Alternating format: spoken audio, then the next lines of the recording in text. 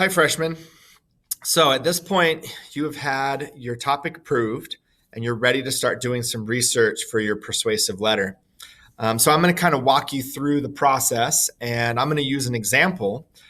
So this is just what your research um,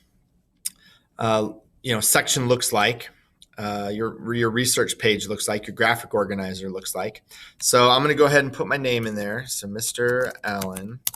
And then the topic that I want to write about that I'm really passionate about is get rid of the penny. And this is a national issue. So the person that I'm, thinking of sending this to, I need to find someone that's actually going to be able to do something. So probably someone in the United States government, right? The national government, since that's a national issue. So then I have a spot for 3 articles and I have a space for where the source is and then a link. And this is just so that I don't lose my articles later on. There's another part of this assignment that you're going to be doing, but the first thing we need to do is kind of find our 3 articles. So I'm going to go to Google and I'm going to go ahead and start searching. So I've already done a search, but I'm going to Google search get rid of the penny because that's my issue. And remember that we need to find sources that are legitimate. So we're looking for things like newspapers, magazines, websites for universities. We do not want Wikipedia. We do not want things like pro-con articles and stuff like that. We want legitimate sources. So this first one, The Balance, is one of those like debate websites, which isn't a real great source. Those debate websites aren't. But this New York Times one looks really, really good. So I'm going to go ahead and open this up. And, if I was, doing the research, I would kind of scan through this and go, oh, yeah, this is really good. I know it's a good source because it's the New York Times. So what I'm going to do is I'm going to copy the title of it.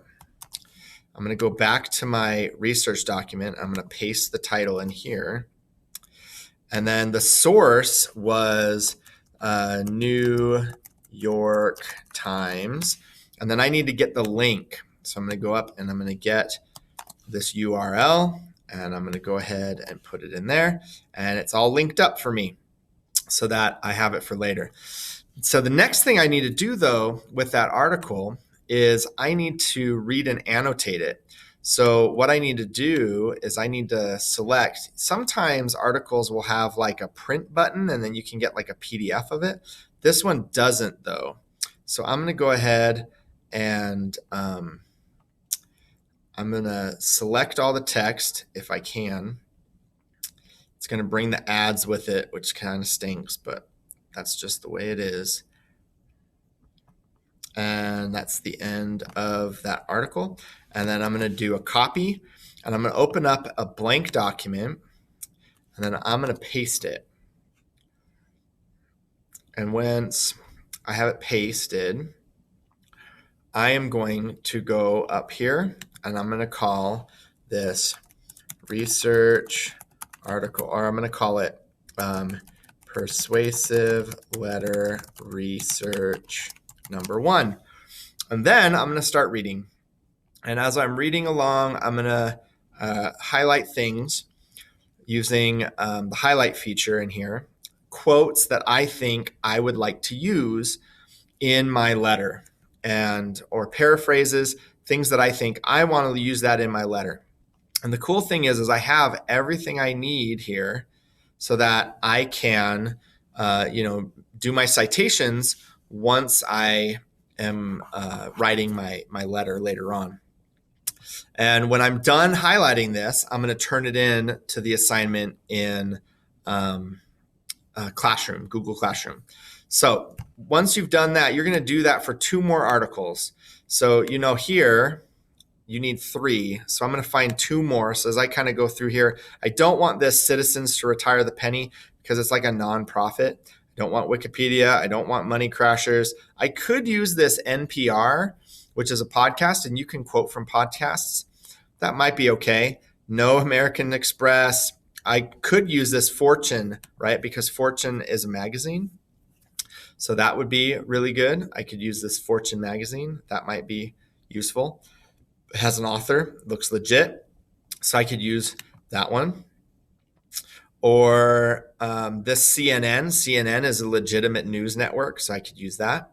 If I go to page 2, Saturday Evening Post is a legitimate publication, and Wall Street Journal right there again. So I have lots of articles that I could use. So I could easily find 3 to go in here. And then just like I did on this, I'm going to go ahead and copy and paste it. I'm going to highlight my article and I'm going to turn it into the Google Classroom assignment. The last thing I need to do, though, is I need to find the person that I'm going to send my letter to. So I've thought about this for a bit, and the person that makes those decisions is the Secretary of the Treasury. And so I need to go and search for who the Secretary of the Treasury is, right? So I'm going to search United States Secretary of the Treasury. And so I have found out that that's Stephen Mnuchin. And so I would then need to find his address. So let's click on the U.S. Department of the Treasury, and we need to find the address for that. So this is the guy.